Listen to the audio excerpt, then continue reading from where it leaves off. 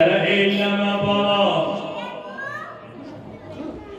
bir ses gelip o saat Ebel fazlım hardasan ey meden şücaat Ebel fazlım hardasan Abbas'a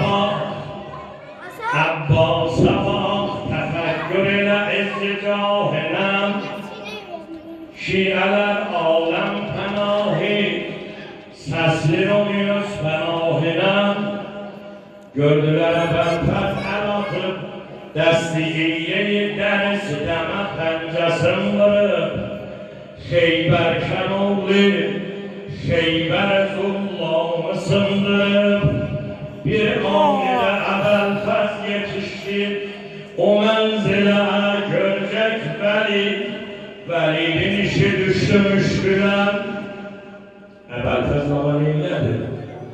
Yetişende velini aldı başına koydu dizlerinin aslına İstedi başın bedeninden cüda eylesin Veli baktı gördü işi müşküle çattı Yüzün dolandırdı Hüseyin'e tarafı Dedi Hüseyin sana ant verirəm nenen Zəhranın sınan doğrularına koyma Abbas beni öldürsün.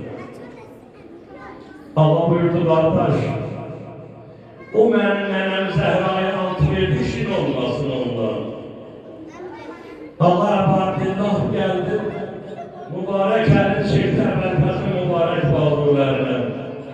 Bir de Ebelfez. Behbeh zeval-ı kâmeti Rehmâ'ya yetmesin. Allah